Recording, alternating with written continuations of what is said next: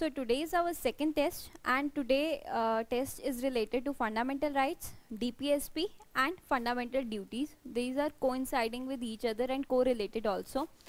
Before starting with the questions, let me discuss first of all what are fundamental rights. These are basic need of any human, which is मतलब इसका नाम ही fundamental इसलिए है because this is natural as well as basic need, कि इसके बिना humans नहीं जी सकते एक dignified life. The second is dignity.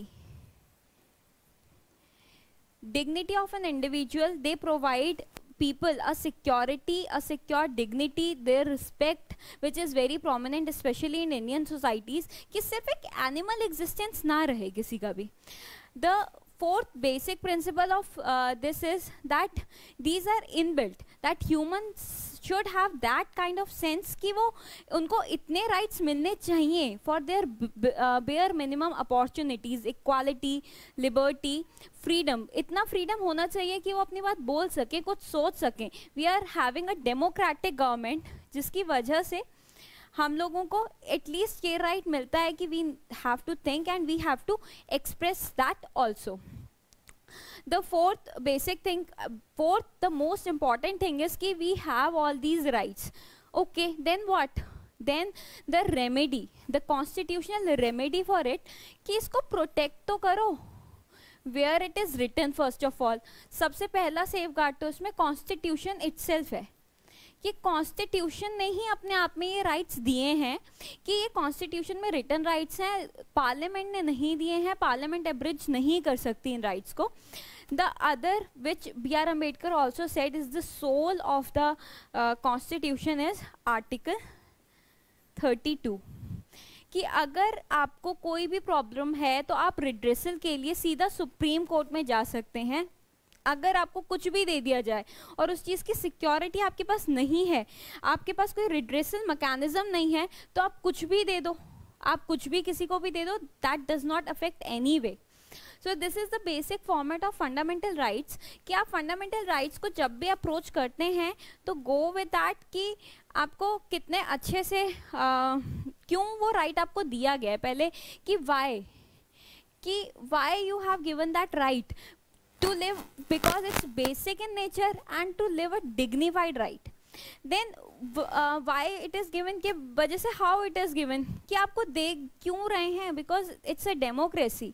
यहाँ डेमोक्रेटिक गवर्नमेंट है, कॉन्स्टिट्यूशनल गवर्नमेंट को हम फॉलो करते हैं, जिसमें इंडिविजुअल को, सिटीजन्स को एक प्रॉपर राइट्स मिले गए हैं. और आप सिटीजन हैं तो आपके क्या राइट्स हैं, आप नॉन सिटीजन हैं तो आपके क्या राइट हैं.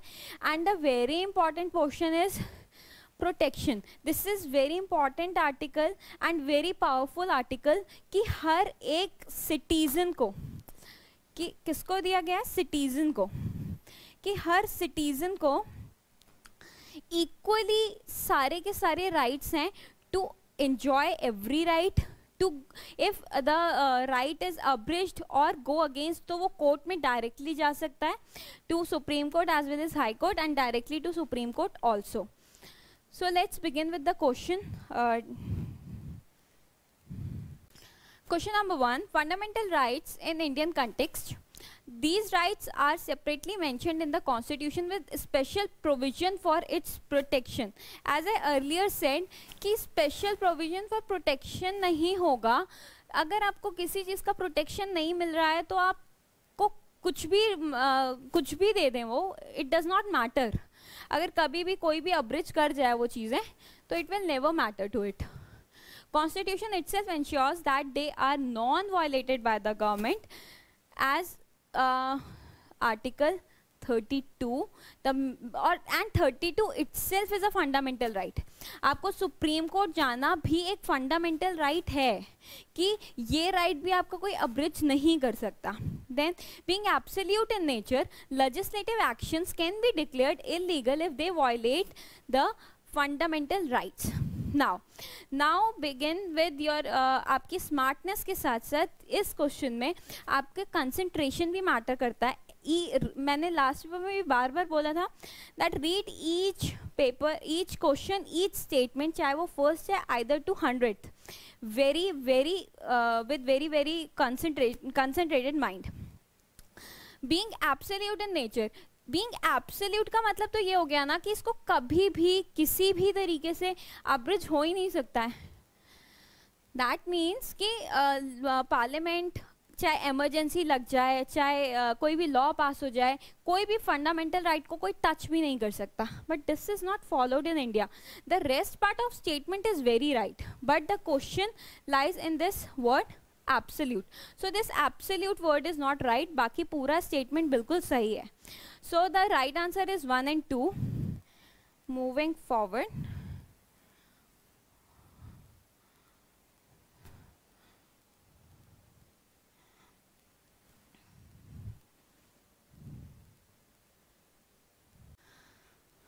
Regarding equality of opportunity as ensured in the Indian Constitution, Indian constitution equality का जो आर्टिकल है इन इंडियन कॉन्स्टिट्यूशन, जो हमारे राइट्स स्टार्ट होते हैं वो होते हैं मतलब FR पार्ट 3 जो है वो आर्टिकल 12 से स्टार्ट है एंड आर्टिकल 14 से राइट्स स्टार्ट है. इन 12 it's the definition of state कि ये जो राइट्स मिल रहे हैं ये किसके अगेंस्ट में मिल रहे हैं. What is state? It is very important to know कि स्टेट क्या है. आपकी यूनियन, गवर्नमेंट, पंचायत, स्टेट क्या क्या इंक्लूड करता है इस पार्ट के लिए ये 12th में बताया गया. In 13 what is law, and here law also includes custom of India. अगर कुछ बहुत पहले से चला आ रहा है, किसी रिलीजियस बुक में भी लिखा है, तो वो भी इसमें इंक्लूड हो सकता है. Ordinance, bylaws, notifications by authorities, वो तो इसमें इंक्लूड होते ही होते हैं. And majorly rights are starting from article 14. Back to the question. It provides for equality of opportunity for all the residents in the country in matters of employment to any office under the state. It is belonging to article number 15. ये article 15 बोलता है कि only on 5 grounds, इसके अलावा किसी भी तरीके की डिस्क्रिमिनेशन नहीं हो सकती. This only word is very important in this article कि आर्टिकल 15 के में जो चीज़ें मेंशन्ड हैं, रेस, क्रीड, आपका प्लेस ऑफ बर्थ, डिसेंट, उनके अलावा आपके ऊपर कभी डिस्क्रिमिनेशन नहीं हो सकता. Government can implement special schemes and measures for improving the conditions of certain sessions of society. Very true, क्योंकि ये डिस्क्रिमिनेशन जो ओनली आ गया है इससे ही रिलेट हो रहा है कि आप इन चीज़ों पर डिस्क्रिमिनेट करना मतलब ऐसे नहीं कि आप किसी को भी रेफरेंस दे देंगे. ये एक पॉजिटिव टाइप ऑफ डिस्क्रिमिनेशन होता है जिससे आप बाकी सेशन ऑफ सोसाइटीज़ को अपने साथ इक्विवेलेंटली प्ले करना चाहते हैं. This is also a feature of equality जो हमने लास्ट क्लास में पढ़ा था, equality before the law and equality for equals. तो अपॉर्चुनिटी मिलेगी तभी तो वो इक्वल आएंगे ना. Next question now.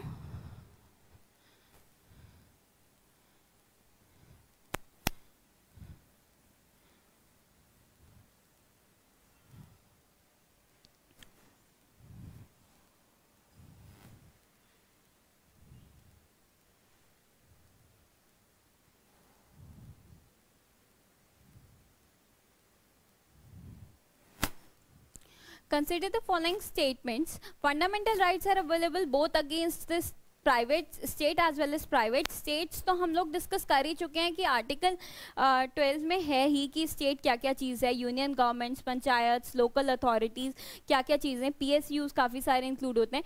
Private individual के अगेंस्ट सारे लॉज नहीं हैं, बट जैसे कि right to untouchability, abolition of untouchability है, वो आप प्राइवेट भी प्रैक्टिस नहीं कर सकते हैं.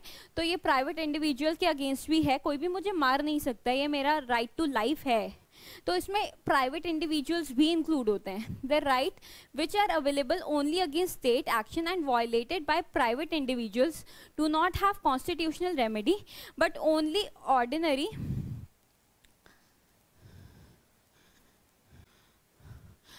Ordinary legal remedies. इसका इस स्टेटमेंट का मतलब ये है that rights which are available only against state and violate by private individuals means like हम लोगों को आर्टिकल 20 में ये राइट है कि हमें डबल जियोपार्डी नहीं मिल सकता. बट अगर आपको कोई भी प्राइवेट इंडिविजुअल जैसे कि you have done any anti social crime like you have taken the dowry or anything and it was claimed proved and judiciary आपको प्रॉपर गिल्ट में लेकर आपको प्रॉपर सज़ा भी मिल जाती है. उसके बाद भी आप किसी भी प्राइवेट इंडिविजुअल के पास अगर काम कर रहे हैं एंड वो प्राइवेट इंडिविजुअल आपको नौकरी से निकाल देता है या कुछ भी इस तरीके का करता है तो वो इसके अंडर वायलेट नहीं होगा. वो आपके फंडामेंटल राइट्स वायलेट नहीं कर रहा है क्योंकि वो जो एक्शन है वो सिर्फ स्टेट के अगेंस्ट है, वो प्राइवेट इंडिविजुअल्स के अगेंस्ट नहीं है. Then next question, question number 4, which of the following covers under article 25? Article 25 deals with the religion of individual which is in the personal space, and article 26 deals with the rights of the institutes, temples, gurdwaras, etc. It is much in news after Sabrimala case, but fundamental rights है तो वो equally और हमेशा ही important रहेगा. Freedom of conscience, of course ये आपका individual right है. Right to profess, to practice, propagate, आप जिस भी चीज़ में हैं, बट इसमें एक लिमिटेशन है कि आप किसी पे इम्पोज नहीं कर सकते. मैं हिंदू हूँ, मैं इतना बड़ा टीका लगा के जाती हूँ क्लास में या कहीं भी, ये मेरा राइट है. मैं कृपान पहनती हूँ, ये मेरा राइट है, पर मैं दूसरों को फोर्स नहीं कर सकती कि तुम भी करो. सो इसमें ये भी है कि right not to do anything. Next question, consider the following statement with respect to rule of equality before the law in Indian polity. Again and again equality is a very important topic and we have both sides of equality. That firstly we have the equality before the law, rule of law के accordingly भी काम करेगा, and equality एक चलता है law के हिसाब से, एक चलता है इक्विटी के हिसाब से. अभी ये ब्रिटिश रूल्स हैं, British follow the rule of law, and equity based चलता है अमेरिका में, यूएसए में.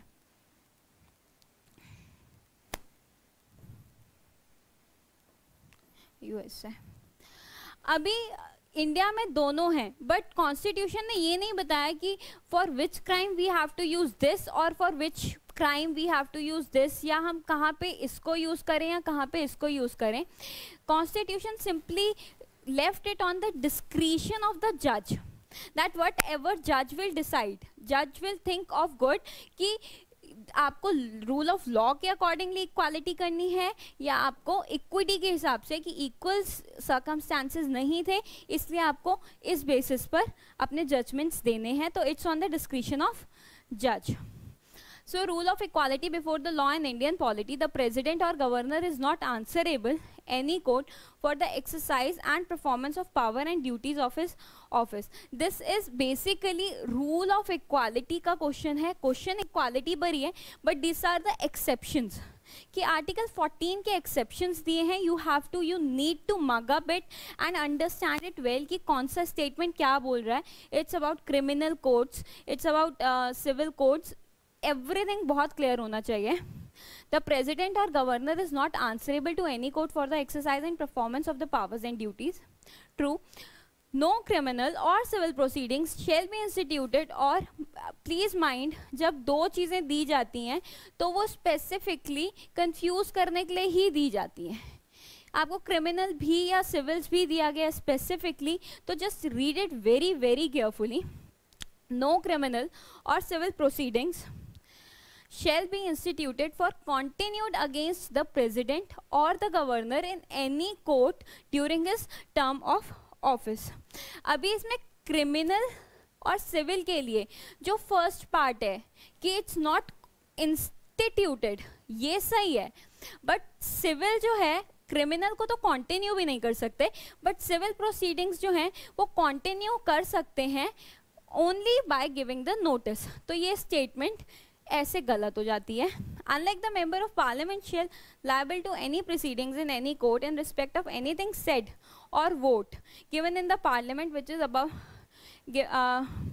unlike the member of parliament shall be liable to any proceedings in any court in respect of anything said or voted by him in the parliament. No, parliament में जो भी आप बोल रहे हैं नहीं बोल रहे हैं उसके लिए आपको किसी भी तरीके की प्रोसीडिंग्स नहीं हो सकती आपके ऊपर।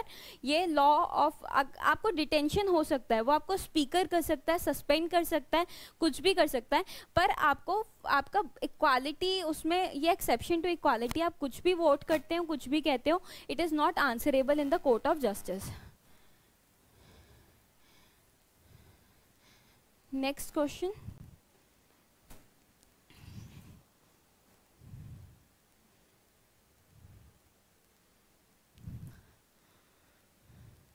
consider the following with respect to writ jurisdiction. Writ jurisdiction, जो fundamental rights are the original, comes under the original jurisdiction of Supreme Court.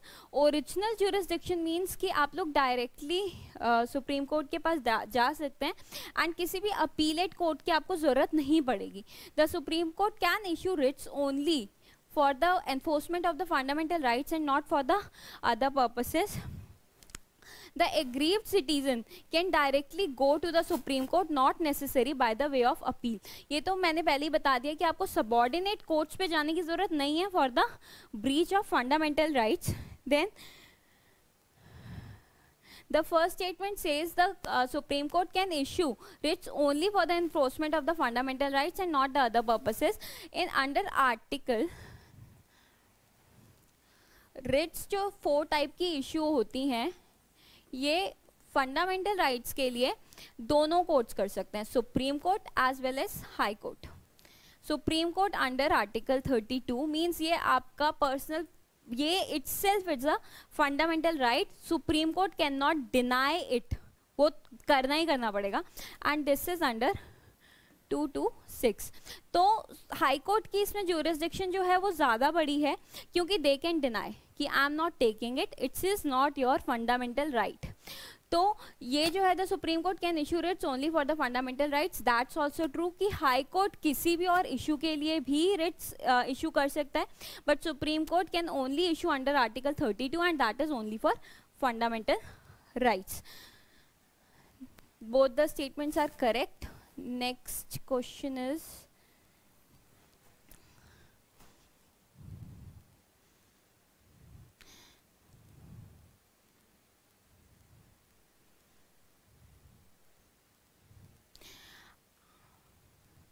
Article 16. Article 16 keeps which of the following reasonable restrictions. See, Article 16 and Article 15 both have reasonable restrictions or discrimination, but these discriminations are positive in nature.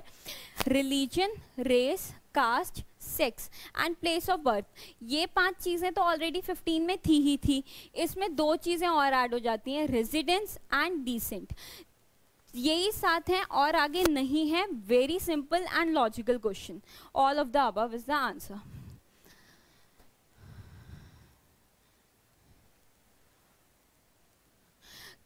Exceptions याद करना ज़्यादा important है, rather you are going for with the main theme also.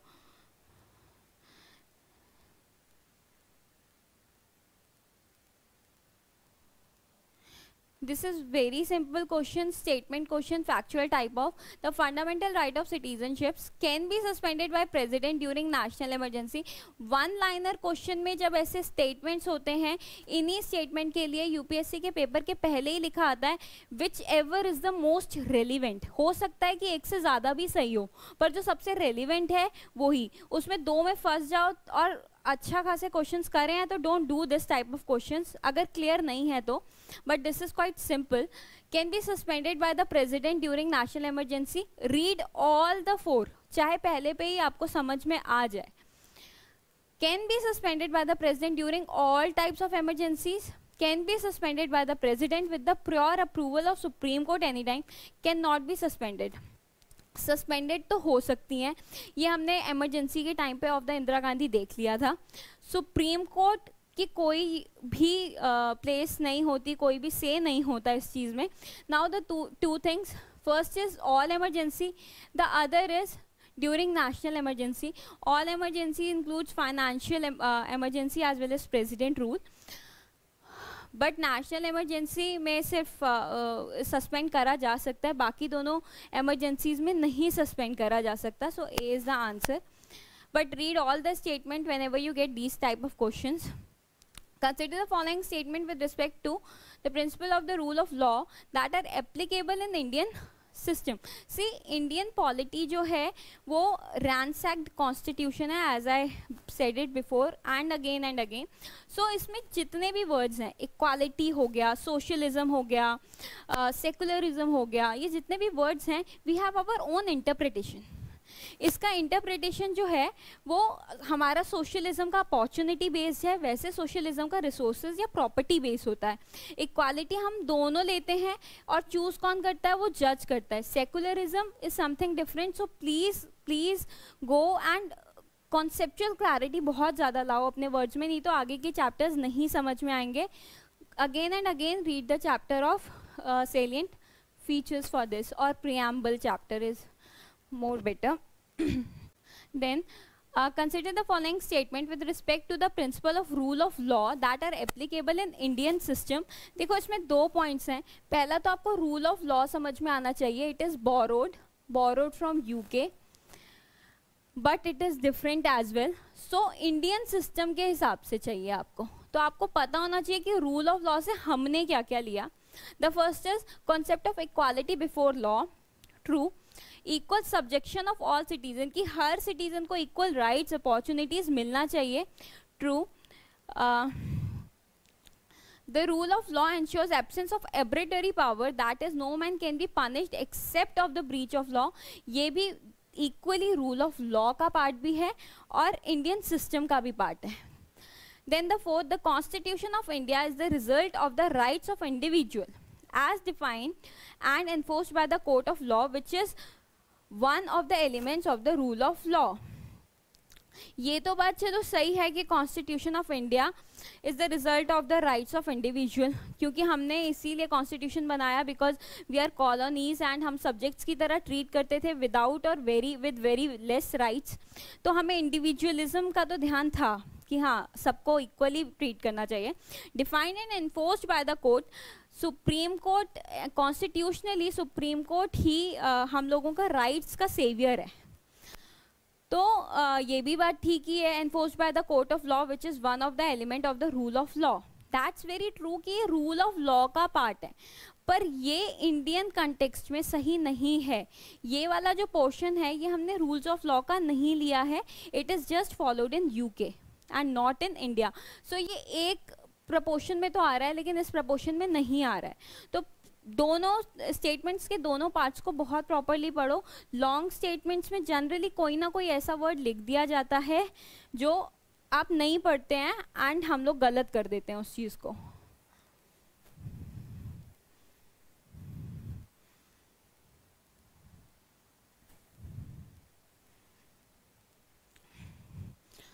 Now the next question is, now Keshwananda Bharti case, some cases are very landmark cases in the Indian constitution which changes the face of Indian constitution, and Keshwananda Bharti case is one of the, I think, most important case in the Indian history, Indian constitutional history rather. It states that parliament cannot delegate its function of amending the constitution to another legislature or to itself in its ordinary legislative capacity. इस statement का मतलब समझो. There are always 2 things. First you need to decode the question जैसे last वाले में था कि rule of law भी समझना है, इंडियन कंटेक्स्ट में भी समझना है. इसमें question was decoded bye simple method, but आपको स्टेटमेंट या आंसर भी डिकोड करना होगा. द स्टेटमेंट सेज कि parliament can not delegate of amending its function, या वो खुद नहीं कर सकता या वो किसी लेजिस्लेचर को नहीं बोल सकता अपनी ऑर्डिनरी कैपेसिटी में कि आप किसी भी तरीके से इसको अमेंड कर दो. कोई भी तरीके से आप कॉन्स्टिट्यूशन अमेंड कर रहे हो, बट ऑर्डिनरी लेजिस्लेशन से, क्योंकि हमारा कॉन्स्टिट्यूशन एक रिजिड कॉन्स्टिट्यूशन है, आप इतनी आराम से उसको अमेंड नहीं कर सकते. नहीं तो जो भी गवर्नमेंट इन पावर होगी वो बहुत इजीली कॉन्स्टिट्यूशन अमेंड करके अपने फेवर के रूल्स एंड लॉज ले आएगी. It makes judiciary as the final authority in deciding what constitute the basic structure. In Keshwananda Bharti case itself, judiciary designated itself that judicial review is also a basic structure. That basic structure, they defined what is the doctrine of basic structure, and basic structure can be changed as well as manipulated by the time comes, by the need comes, only and only by Supreme Court itself. So they had self-gifted this to themselves in Keshwananda Bharti case. Next question is,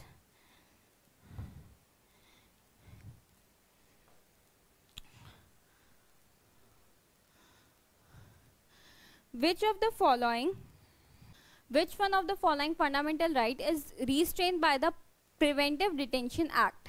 Right to religion, right to constitution remedy, right to freedom and right to equality.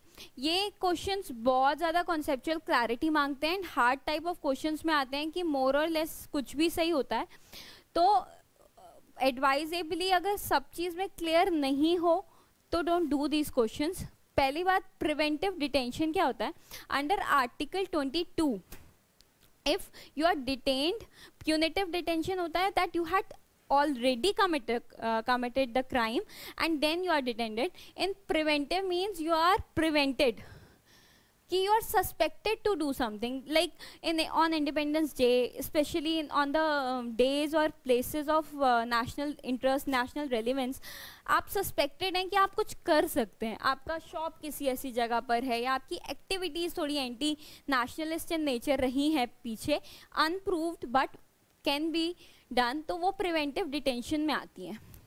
Right to religion, right to constitutional remedies, right to freedom, right to equality. That means कि when you are in the preventive detention act में आप हैं तो आप इनमें से क्या नहीं कर सकते हो, एंड दैट इज आपका right to freedom. Right to freedom आपका पूरी तरीके से अब्रिज कर दिया जाता है, आपको इम्प्रेजन करा जा सकता है, आपको नज़रबंद, जैसे कि अभी कश्मीर में भी ये चीज़ हुई थी, तो आपका फ्रीडम जो है वो पूरी तरीके से ख़त्म कर देते हैं. तो ये सबसे ज़्यादा नियरेस्ट थिंग है कि इसमें ये वाला जाता है. ये question if you are not conceptually very clear या कहीं नहीं पढ़ा है तो don't do this. Next question is, now question number 12, with reference to the constitutional safeguards, again I am saying अगर आपको safeguards ही नहीं मिलते हैं कॉन्स्टिट्यूशन में या किसी भी राइट में तो उस राइट्स का कोई रेलिवेंस नहीं रह जाता. Provided to SCs and STs under the Indian Constitution. Constitution does not specify the caste or tribes which are to be called scheduled. It is very important कि Constitution में ये चीज़ लिखी ही नहीं हुई है कि what should be designated as schedule. कोई criteria नहीं है, ये जो क्राइटेरिया सेट हुए हैं ये पार्लियामेंट ने की है by law. In the matter of promotion of the public services center, the standard of evaluation can be lowered. अगर स्टेट खुद ही उनका जो evaluation है वो lowered format पे करेगी तो फेवर आप ग्रो कैसे कर पाओगे SCs और STs को भी? This statement is wrong. The center can pay grants and aid to the state for meeting the cost of schemes of welfare, जैसे कि एकलव्य स्कूल स्कीम्स चल रही हैं, वंधन योजना चल रही है, बहुत सारी स्कीम्स जो SCs और STs के लिए स्पेसिफिकली चल रही हैं, तो वो ऑफकोर्स सेंटर गवर्नमेंट्स ग्रांट्स पे कर सकती है सेंटर को. 1 and 3 is the right answer, C is the right answer. मतलब question number 13, consider the following statements concerning the liberalism in India. Again the focus is only on what is liberalism and what do we mean it in India. तो हमारे aspects बहुत different हैं. The liberalism of the Indian Constitution was always linked to social justice. The best example of this is provision for reservations for scheduled caste and scheduled tribes in the Constitution. True. Raja Ram Mohan Roy emphasized individual rights, particularly the right of women, which is one of the stream of Raja Ram Mohan was the first the father of modern India कहा जाता है इनको, because इन्होंने abolition of सती करवाया था.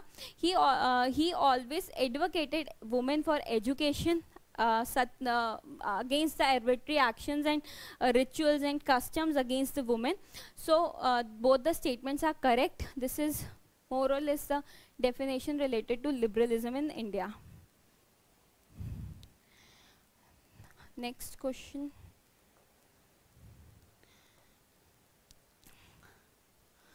Fundamental rights of India given to Indian citizens have been criticized. It was always been criticized because rights ना तो absolute हैं और उस पर इतने सारे discriminations आपने laws इतने सारे डाल दिए कि उसमें इतने restrictions हैं कि फिर वो fundamental या equality में आप जब discrimination ही add कर रहे हो तो what's the use of it, what's the fun of it. तो they are hemmed in by too many restrictions कि ऐसा नहीं हो सकता, ये नहीं हो सकता, आपको डिस्क्रिमिनेशन भी करना है, you have the grounds for that also. तो फिर what are the fundamental, what is the meaning of fair play in this. B. They are couched in language beyond the comprehensions of ordinary citizens. This is a true criticism or critical analysis, not criticism, actually critical analysis of our constitution, that in our constituent assembly the majorities of lawyers, and they are very good in their language, there means very fancy language as well as very calculative language was written जो एक normal ordinary citizen को समझ ही नहीं आती कभी. They are absolute, they are not absolute, and if they are absolute तो शायद वो उसका criticism नहीं होता, वो उनका एक plus point होता कि हाँ कुछ भी हो जाए fundamental rights abridge नहीं होंगे. तो either they are not absolute and either it is not a criticism maybe also. कि absolute ही हो जाएगा तो एक critique कैसे रह जाएगा. Answer is D, both A and B. Now the next question. In so far as the Constitution of India is concerned, minority status is recognized on which of the following grounds? All the three. Very basic question. Which among the following statement with regards to the right of property in Indian Constitution is correct? First of all, right of property is in original Constitution is fundamental rights, but after when we understand कि this should not be done and फिर land reforms आए, ज़मींदारों से उनकी properties ली गई and it was redistributed, redistribution of lands especially, तब समझ में आया कि it can made a legal right कि आपकी जो property है वो कोई और नहीं ले सकता, but it can never be the fundamental right. A, in the Constitution initially there was no fundamental right to the property. Originally there is the fundamental right to property. The Constitution made it clear that property could be taken away by the government for public welfare. Next हम पढ़ते हैं because ये भी एक portion इसका part सही है, तो read every statement. ये statement types of questions फंसाते हैं, कहीं लगे कि हाँ सही तो कह रहा है but don't mark it on the first hack. In 1973, the Supreme Court gave a decision that the right to property was a part of basic structure of the Constitution. ये चीज़ तो हो ही नहीं सकती, basic structure. Then in 1976, the 42nd constitutional amendment to the Constitution removed the right to property from the list of fundamental rights. No, only B is correct कि government can take away for public welfare. Public welfare here means आज भी ये चीज़ होता है, इसे generally language में हम लोग अतिक्रमण भी बोलते हैं, for extension of roads. Means ऐसा नहीं होगा कि मंदिर बनाने के लिए या किसी भी रिलीजियस एक्टिविटी के लिए या किसी और सोशल एक्टिविटी के लिए नहीं, फॉर पब्लिक वेलफेयर, डैम बनाने के लिए। डैम्स में रिकॉलोनाइजिंग बहुत ज़्यादा होती है, Tehri dam is the biggest example, पूरा का पूरा सिटीज़ डूब जाती हैं। रोड्स बनाने के लिए, इस तरीके की वेलफेयर एक्टिविटीज़ में, इस तरीके की welfare activities are included into that. Next question is about again the fundamental right. Fundamental right makes you at least 3 to 5 question every year, means fundamental right, DPSP and FR, FD, and they are majorly direct in context. The application of fundamental rights to the member of armed forces are and analogous services can be restricted or abrogated by the president. Yes, article number 33. But is क्या ये जो abrogation है, the second part says it is by the president. No, it is not by the president, it is by the parliament. So बाकी की चीज़ें ठीक है कि हाँ फंडामेंटल राइट्स उनके अब्रिज करे जा सकते हैं, जैसे they don't have right to talk, क्योंकि फिर हमारे सीक्रेट्स ही बाहर चले जाएंगे ना, कि we have freedom to speak. Then application of fundamental rights can be restricted while martial law is in the force in any area same that is in the national emergency. Yes, it's true, martial law भी जहाँ लगता है वहाँ पे आप fundamental rights restrict कर सकते हैं, which is again a critique of fundamental right. B is the answer. Which of the following could be regarded as the significance of fundamental duties in Indian Constitution? Fundamental duties Indian Constitution में Indira Gandhi government लाई थी in 42nd amendment act. It is like कि as a citizen, it is taken from Japan, कि as a citizen what's your duty for your country, for your family, for your things. So fundamental duties is implanted in 4A, 51A इसका article है. Their utility in determining the constitutionality of certain laws. They serve as a safeguard against anti-social and anti-nationalist activities like vandalism of public property, etc. They accord a priority to directive principles over fundamental rights. First of all, DPSP and fundamental duties are non-justiciable plus non-enforceable. इसका मतलब ये होता है कि government ज़बरदस्ती नहीं कर सकती, या कोई भी आपको ज़बरदस्ती एनफोर्स नहीं कर सकता कि do this. And non justiciable means कि कोई भी सिटीज़न ये चीज़ नहीं कर रहा है तो उसके अगेंस्ट कुछ on the ground of laws आप नहीं कर सकते. या अगर स्टेट भी ये चीज़ नहीं करती है, जैसे DPSP is the directive principles for state policy, अगर स्टेट वो चीज़ आपको नहीं दे रही है तो you can not go to state. This is the biggest loophole in these both the terms. Now in this shadow we can go back to the question. The utility in determining the constitutionality of the certain law, कि अगर वो synchronize कर रहे हैं तभी हम constitutionality check करने के लिए Supreme Court always have 3 tools. One is preamble. Preamble is the mind of constitution makers, कि उन्होंने क्या सोच के कॉन्स्टिट्यूशन की लॉ बनाया. The other is DPSP, that is what is the role of state, what are the duties of state to do anything. The other is fundamental duties, that is कि कोई भी सिटीजन की क्या duty बनती है towards its nation. तो rightly said कि constitutionality of that law. They serve as a safeguard against the anti-social and anti-nationalist activities and vandalism, etc. This means that if citizens have the duty, if I am having a public duty that I should not spoil the monument, I should behave well with you, तो एक safeguard है, एक moral obligation है कि you should do that. तो ये इन activities को कम करता है. लोगों को पता चला कि ओके फाइन, हमारी भी कुछ ड्यूटीज़ बनती हैं लोगों के प्रति, अपने देश के प्रति, and all that things. And third statement is wrong, क्योंकि they did not get the priority, they are not justiciable, and fundamental right के ओवर तो उनकी प्रायोरिटी है ही नहीं. Next question. Now question number 19. Which of the following were not originally the part of directive principle of state policy? Directive principle of state policies, fundamental duties, fundamental rights and preamble.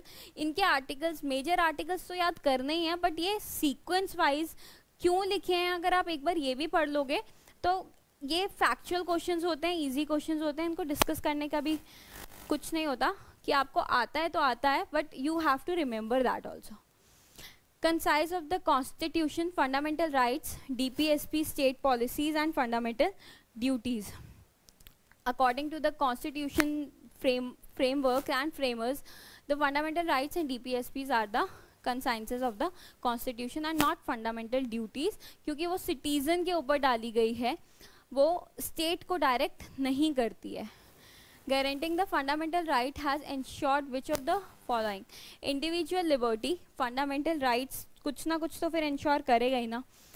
Individual liberty कि एक citizen हो. Fundamental rights जो हैं वो basically एक citizen को empower करते हैं against the state and other people. तो जो उनकी इक्वालिटी अब्रिज कर रहे हैं, लिबर्टी फ्रीडम अब्रिज कर रहे हैं, तो इंडिविजुअल लिबर्टी को तो वो सपोर्ट करेगा ही करेगा.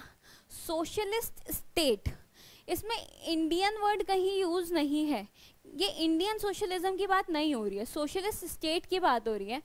And socialist state is one जो रिसोर्स डिस्ट्रीब्यूशन करती है, और इंडिया में रिसोर्स डिस्ट्रीब्यूशन नहीं होता है. यहाँ पे अपॉर्चुनिटी को हमने सोशलिस्ट किया है. Independence judiciary, welfare of state. Independence judiciary जो है वो फंडामेंटल राइट्स को कैसे इंश्योर करती है, ये इससे कंक्लूड नहीं हो सकता है. वेलफेयर स्टेट, वेलफेयर स्टेट अगर होगी तो ऑफ कोर्स आपके जो रिजर्वेशंस हैं ये सब वेलफेयर स्टेट को ही जस्टिफाई करते हैं. तो अगर रिजर्वेशन आपकी प्रॉपर्टी ले ली जाती है for developmental activities like dams etcetera, तो आपकी फंडामेंटल राइट्स इंश्योर नहीं हो रहे हैं, अब्रिज हो रहे हैं. So A is the answer, only 1. Then next question. Which of the following is not correctly difference between martial law and emergency provision? People are much confused into martial law as well as emergency provision, but just do some homework on it. आपको कोई भी दो चीज़ें equally दिखती है ना कि ये भी हो सकता है ये भी हो सकता है, what is the difference? Just make the table और आप उस पर लिखिए कि क्या चीज़ इनके equally क्या similarities हैं, क्या differences हैं as per the martial law and emergency law. ये फंडामेंटल राइट के में आता है and emergency have its own provision as well, except for an implicit mention in the article 34 there are no details provision of martial law in the constitution. Very true. ये सिर्फ और सिर्फ article 34 में mentioned है और कहीं mentioned नहीं है, इसका criteria specifically mentioned नहीं. Although emergency provisions have laid down in great details, ये हमने जर्मन कॉन्स्टिट्यूशन से लिया था. Now they also don't have, but we have. Any unitary government, any democratic government do not have any provisions of emergency, but we do, and this is a abridgment of rights very well. Emergency affects only fundamental rights, while martial law affects fundamental rights as well as state-center relation. अगर emergency में state centre relation तो आ ही जाएंगे. If we talk about president rule, तो president rule में state assembly dissolve तक करने की पावर सेंटर के पास होती है. तो पहला पोर्शन इसका गलत हो जाता है कि it's only effect fundamental rights. No, it also effect centre state relation as well in martial law. जब ये लिखा ही सिर्फ फंडामेंटल राइट्स में, अगर आपने मार्शल लॉ बहुत अच्छे से नहीं भी पढ़ा हुआ है, तो जब ये सिर्फ फंडामेंटल राइट में लिखा है, ये पहले से ही है कि ये सिर्फ 34 में दिया हुआ है, बहुत नाइसली एक्सप्लेन नहीं है, तो यू मस्ट एलिमिनेट कि ये इतना डीप नहीं गया होगा. तो this is not, but read again. I always say martial law is imposed only in a specific part of the country, while emergency is imposed all over the country. Emergency can also impose again president rule कि किसी भी state में लगाई जा सकती है या नहीं लगाई जा सकती है. Mark the word, it is only talking about emergency, not telling about its national, financial or president rule, but till then आप पूरा का पूरा ही emergency को consider करेंगे इसमें. While the constitution gives 3 grounds of the imposition of emergency, the grounds of imposition of martial laws are not mentioned in the constitution. No martial law is mentioned there in the constitution, so we can't say that it's not even mentioned. So answer is B, which is quite clear with the statement, and other statements are not approving anything of martial laws.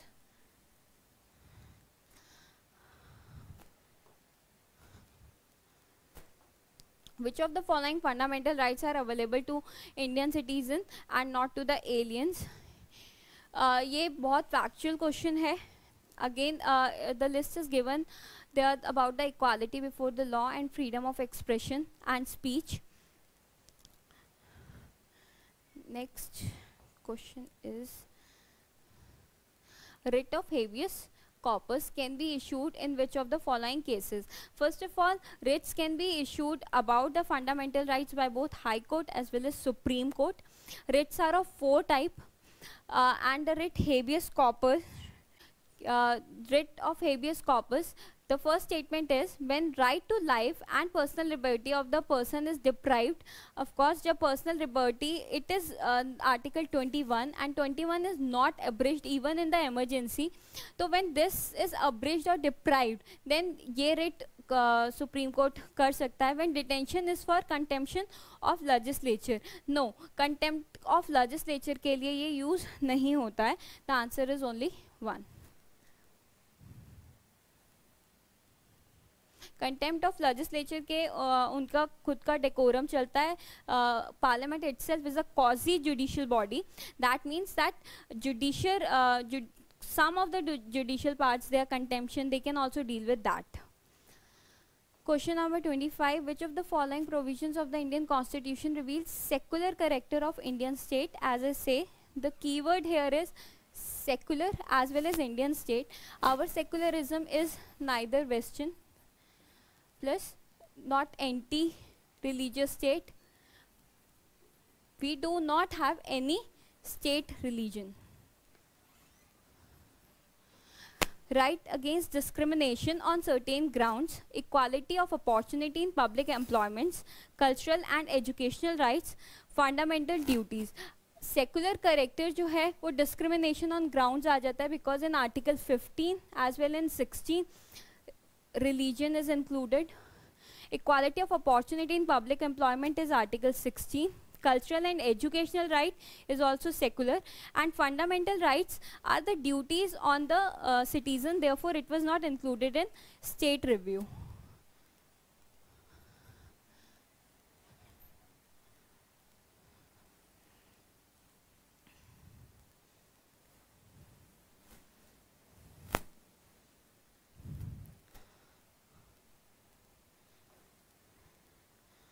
Backward commission, it's factual question. Backward classes commission or Mandal commission was appointed by whom? By under which of the act? It's under article 360. Perfectly factual question. Next is, which case did the Supreme Court strike down the provisions of constitution that accorded primacy to the directive principle over fundamental rights? First point is, fundamental rights are justiciable, plus they are for citizens and against the state action, and these are positive policies for the future governments which are directed by the forefathers of constitution. These are not implemented because we have lack of resources in that.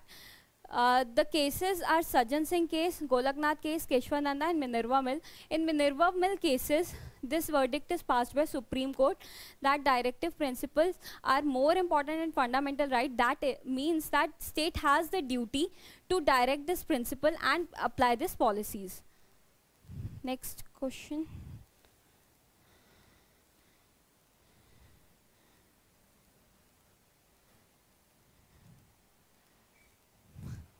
Now question number 28. Which of the following articles were added to the Constitution of India by 86th Constitutional Amendment Act?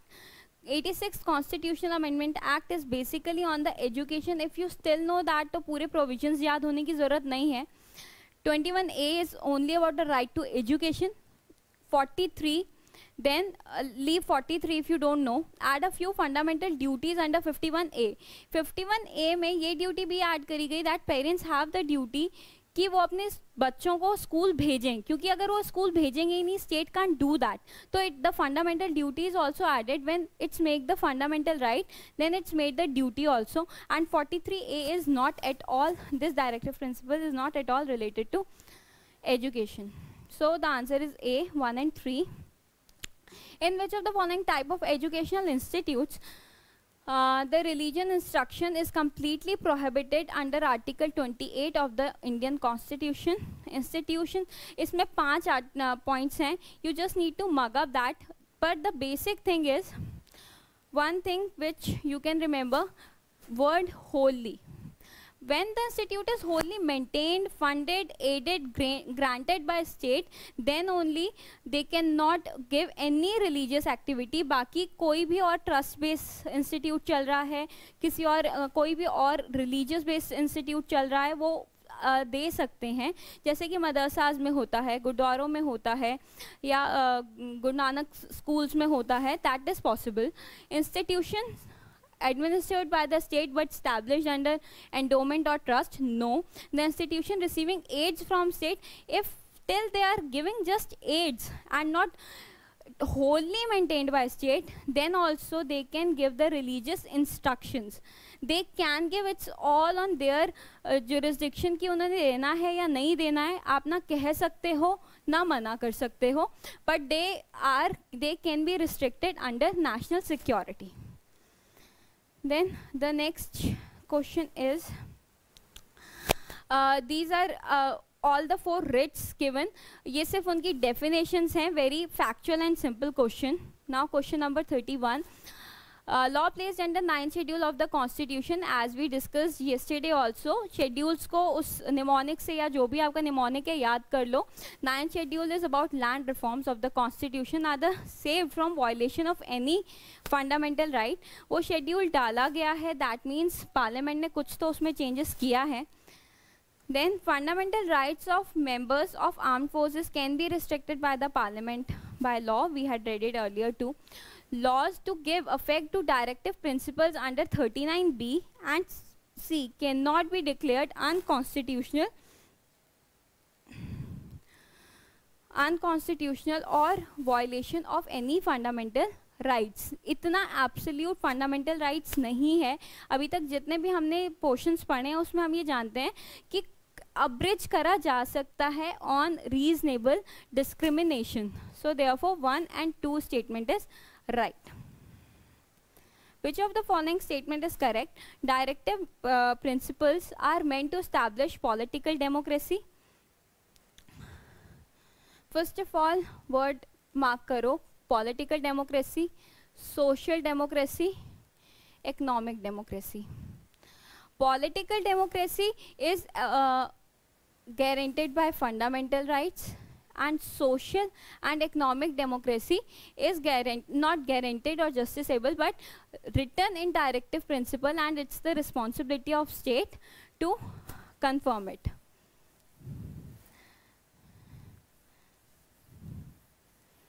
Next question is, which of the following statements are correctly defined judicial review? Judicial review means that whichever law is passed or any law which is unconstitutional, violating or abridging any important or fundamental law of the country, judiciary can review it and pass the litigations, pass the laws, pass the judgments accordingly.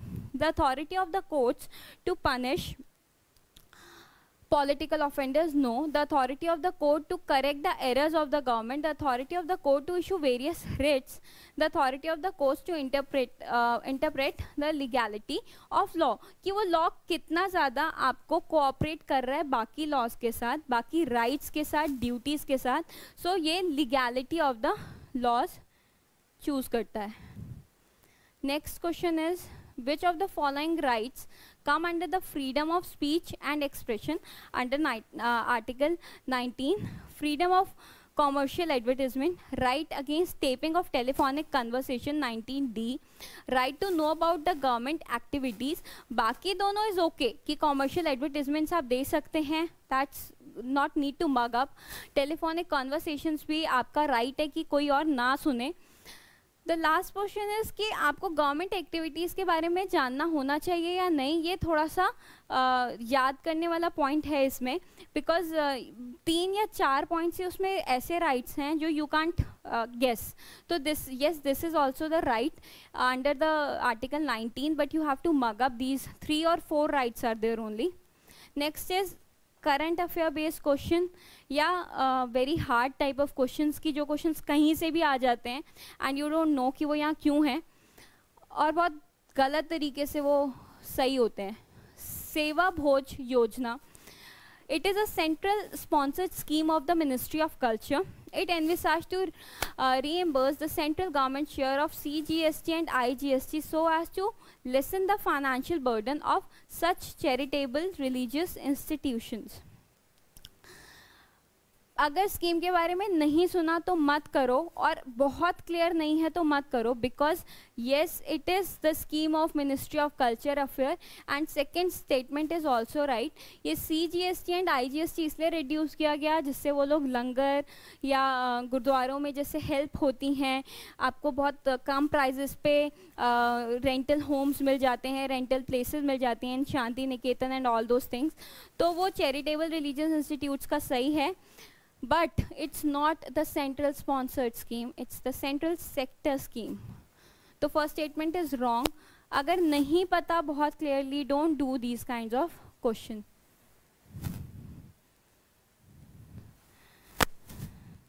Next question is, which of the following provisions under the Constitution of India has been recognized at the heart and soul of the Constitution? As I said it before, according to Dr. B.R. Ambedkar, heart and soul of the constitution is constitutional remedies. अगर आपके पास सिर्फ rights हैं और उन rights को कोई protect ही नहीं कर रहा है, वो रेमेडीज ही नहीं दे रहा है आपको कॉन्स्टिट्यूशनली, तो उसका कोई बेनिफिट नहीं है. So this is the heart and soul. Very basic question but very relevant. That's why इस तरीके के बहुत सिंपल क्वेश्चंस आ जाते हैं 2017 में आई थिंक और 18. सिंपली डिसेंट्रलाइजेशन पूछ लिया था कि how can be decentralisation, and Panchayati Raj is the very simple answer because these question are of relevance, easy but relevant. Which among the following statement is are correct? One guideline which were incorporated in the Indian Constitution but made non-justiciable are called the directive principle of state. ये शायद एक directive principle को explain करने की definition ही हो सकती है. Then the government efforts to give effect to the directive principles include the education, formation of Panchayati Raj all over the country and midday scheme etc. which are the correct, both are correct क्योंकि ये तो directive principles का definition ही है और ये सब directive principles हैं कि how we should conclude it. Which of the following situation in a person fundamental rights 22 is rights against the detention. The person was arrested and not produced before the magistrate within the 24 hours. Yes, this is our right under Article 22. The person was put in jail pursuant to a judicial order. No, this is not the right. The person was arrested under preventive detention law and was not produced. In preventive detention the time limit is of 3 months and उसको produce नहीं करना पड़ता, इसके लिए special board बैठता है, तब ये होता है. The answer is only 1. Concerning Article 21, Article 21 is liberty, which among the following statement is incorrect. Please read these words also कि करेक्ट पूछ रहा है या इनकरेक्ट पूछ रहा है. It is also very important. No citizen can be denied his or her life except by producer as the laid down under the law. The protection against arrest and detention is also the part of right. The Supreme Court has ruled that this right also includes the right to live with dignity human dignity free from exploitation. Dignity, human dignity. Euthanasia is also one of the right to live and right to live with dignity. इसमें euthanasia जो एक जैन्स में practice होती है, to adopt the death also, die with dignity, ये भी इसका concept है, which is not justified in Indian judiciary at least. Right to shelter and livelihood is also included. Protection against detention is not the part of Article 21. Detention जो भी कहा गया है वो matter of Article 22 में है. With reference to freedom of association under Article 19, इसमें फिर से ये 19 का conceptual सा question है. Obtain recognition, it covers negative right not to form or join the association. कोई भी right है वो positive भी हो सकता है, वो negative भी हो सकता है. Please read it very carefully. कि यहाँ पे जो ये बोल रहे हैं कि negative right not to form or join the association, that means अगर आप किसी भी ऑफिस में हैं, कहीं पे फैक्ट्री में कहीं भी काम कर रहे हैं और आपको वहाँ कोई यूनियन बना हुआ है, you don't want to join it, तो आपको ये भी फोर्स नहीं कर सकते वो लोग कि आप ज्वाइन करो. आपका ज्वाइन करना जैसे राइट है, ना करना भी राइट है, और ये नेगेटिव राइट में आ जाता है because no is included. The right to obtain recognition of the association as a fundamental right. Making of association is a fundamental right, पर गवर्नमेंट उसे रीजनेबली रिकॉग्नाइज करे नहीं तो ये आपका फंडामेंटल राइट नहीं है. अगर गवर्नमेंट लाइसेंस नहीं दे रही है, वो रिकॉग्नाइज नहीं कर रही है, तो आप इसके अगेंस्ट कोर्ट में नहीं जा सकते. पर अगर वो आपको एसोसिएशन फॉर्म ही नहीं करने दे रही है, that is your fundamental right.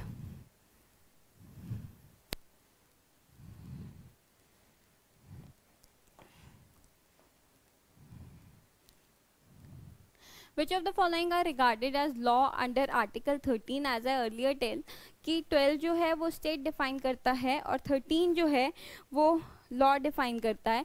ये सारे ही अंडर द लॉ हैं. Bylaws, non legislation resources, that means कि कस्टम्स जो हो रहे हैं मुस्लिम्स में या हिंदुज़म में, और इसी की वजह से शायद अभी तक uniform civil code UCC directive principles में ही रहा एंड वो अभी तक अप्लाइड नहीं हुआ है इस कंट्री में. Next question is which of the following is not correct about right of life and personal liberty, that is article 21, which is not correct. Please mind these words, very important. Supreme Court has gradually expanded the scope of right to life over the years. Exactly कि अभी ये भी हो गया कि right to live and live with dignity. आपको बीच में euthanasia is also allowed, but now euthanasia is not allowed. The state can take away the right to life. No, in any case, in emergency, national emergency, कुछ भी हो जाए, state cannot abridge Article 21 from us. The Supreme Court cannot check the reasonability of the procedure established by law. ये judicial review जो है ये Supreme Court का right है कि they can judge. So C is not correct, but again ऐसे statements पूरे बड़ा करो. It is available to both the citizens of India as well as foreign nationals. Yes, आप फॉरेन नेशनल्स यहाँ आए हैं तो आप उनसे राइट टू लाइफ नहीं ले सकते. It can not be a bridge of either citizen और non citizen of the country. Now question 43, the state can impose reasonable restriction on exercise of freedom of speech. ये again बहुत factual question है, उसमें restrictions और exceptions लिखे हुए हैं. Please go through them. Now question number 44, which one of the following has been wrongly listed as the directive principle? Directive principles जो हैं वो लिबरलिज्म, गांधीज़म और सोशलिज्म में डिफाइंड है, बट कोई बहुत वाटर क्लियर डेरिवेशंस नहीं है, ये ओवरलैपिंग है. यू कुड हैव रिमेंबर, एक बार देख लो पर ज़्यादा याद नहीं होते हैं. लिबरलिज्म ज़्यादातर गांधीयन पूछा जाता है, just go through Gandhian very correctly. Liberalism इतना नहीं पूछते, but that does not mean that it is not important and they can ask any day. And it is again overlapping. Promotion of cottage is also liberal as well as Gandhian. So D is the answer. This is again current affair or out of the blue question जो ILO के बारे में पूछ लिया गया है. आपको ratified पता है कि कहाँ से है तो ठीक है, नहीं है तो ये 7 कन्वेंशंस हैं, इसमें से 4 जो हैं वो इंडिया रेटिफाई कर चुका है, B जो है वो रेटिफाई नहीं करा है. Now question number 46, which of the following categories of fundamental rights incorporate abolition of untouchability? That is Article 17, the right to religion, the right to equality, right against exploitation. It is again the conceptual clarity question, medium range questions जिनसे आप edge crack कर सकते हैं अगर आपकी थोड़ी भी conceptual clarity strong है तो. The answer is B, right to equality. Fundamental duties by 42nd amendment act वो ऐड करी गई थी, they are not originally part. Judicial review in India is based on process established by law, due process of law, rule of law, precedents and conventions. It is procedure established by law. ये judicial review जो हमने point लिया है ये हमने US constitution से लिया है. Then which of the following is are not of Gandhian principle? Again ये fundamental ये Gandhian liberal and social principles में से है. आप एक बार रिवाइज करोगे, ओवरलैपिंग है बट पता चल जाते हैं. Gandhian is the most famous, वो सबसे ज़्यादा आता है. 2 and 3 are the Gandhian कि equal justice, provide free legal aids to poor, as Gandhi always say कि पुअर्स को लीगल एड मिलना चाहिए, फ्री इनजस्टिस नहीं होना चाहिए. This is a Gandhian principle. Separate judiciary from execution. Gandhi is always in the favour of panchayats, decentralisation and separate services and powers, जिससे सब अपना काम ठीक से करें. So the great man with great thoughts, B is the answer. Now consider the following statement with respect to untouchability. The Supreme Court held that the right under the Article 17 is not available against the private individuals. सबसे पहले तो what is 17 is untouchability. Untouchability is of course about the private. अगर मैं untouchability practice कर रही हूँ and I am in private individual तो I must be punished. तो ये against the state भी है, against the private individuals भी है. Second statement says the term untouchability has not been defined either in constitution or in act. That's very right कि untouchability defined ही नहीं है, ना कॉन्स्टिट्यूशन में ना एक्ट में. ये शायद जजेस के आउटलुक पर छोड़ दिया गया है कि what do you actually mean by that. So this is about the today's paper. Question 50 right. तो ये आज का डिस्कशन था. नेक्स्ट डिस्कशन जो है वो प्रेसिडेंट पे है, वाइस प्रेसिडेंट पे है, which is more of factual in nature. ये वाली चीज़ें थोड़ी सी कॉन्सेप्चुअल थ्योरेटिक होती हैं कि क्लैरिटी होनी चाहिए, और बहुत ज़्यादा क्लैरिटी नहीं है तो मत अटेम्प्ट करो. पर क्लैरिटी जब तक है और कोइंसाइडिंग नहीं है टॉपिक्स तभी अटेंड करने चाहिए, नहीं तो नहीं करने चाहिए questions. So now for today I don't have much to say about things. पर मैं एक चीज़ लाइफ में एक्सपीरियंस करती हूँ और मैं थोड़ी सी रियलिस्टिक इंसान हूँ, तो मैं बहुत बड़ी बड़ी बातें नहीं कर पाती. मैं जो फील करती हूँ मैं वही बोलती हूँ. So for today I feel that all of us fails the failure. कोई भी परफेक्ट नहीं है ना. फेलियर तो मिला ही होगा, सभी को मिला होगा, और सबके पास, ऑलमोस्ट सबके पास रादर, उस फेलियर के रीजंस भी होंगे. 99% के पास होते हैं कि मेरे पापा बीमार थे, मेरे पास घर नहीं है, पैसे नहीं हैं, कोचिंग नहीं ले पाया था, दोस्तों ने बिगाड़ दिया. बहुत अच्छे अच्छे रीजंस होते हैं, ये तो बहुत कॉमन रीजंस हैं. 1% of us don't have reasons. These 99% ये लोग ना सिर्फ ब्लेम गेम खेलते हैं, इनको और कुछ नहीं आता लाइफ में. ये ब्लेम गेम खेलेंगे कि हमारे पास ये रीज़न था कुछ ना करने का, वो रीज़न था कुछ ना करने का. अगर आपके पास रीज़न है आपके फेलियर का तो you are not able to do anything in your life. अगर आपके पास कोई जवाब नहीं है ना आपके फेलियर का कि मैं फेल हुआ क्यों, सिर्फ मैं ही रीज़न हूँ और वो भी मेरे पास जवाब नहीं है, तो मार्क माई वर्ड्स, आज नहीं कल किसी और फील्ड में यू आर अ विनर। ये 99% लाइफ टाइम सिर्फ ब्लेम गेम खेलेंगे। अब यहाँ तक तो पॉइंट ठीक था कि okay fine, we are a loser, we are a winner, आप कैसे अपना पर्सपेक्टिव सेट कर लेंगे, but how can we achieve anything? For me, मुझे ये चीज़ लगती है कि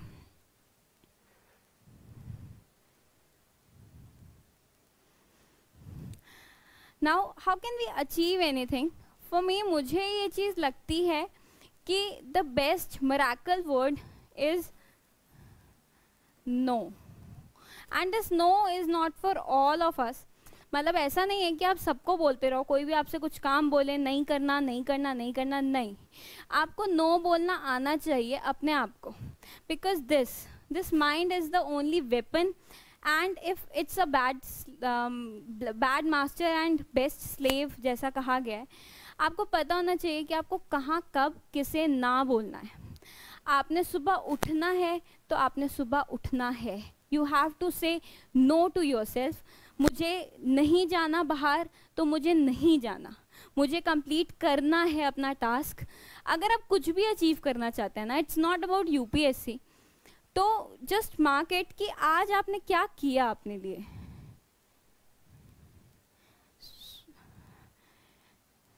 सो वी हैव टू मार्केट कि आज हमने अपने लिए क्या किया। तो सबसे पहला पॉइंट ये है कि अपने को नो बोलना सीखो, अपने आप को समझो कि आपने कहाँ किस चीज़ के लिए नो बोलना है, नहीं तो हम कुछ भी अचीव नहीं कर पाएंगे।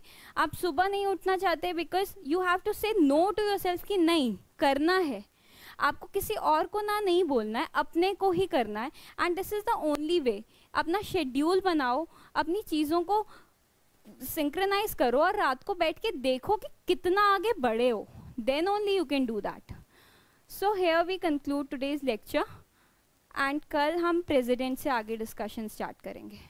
Thank you.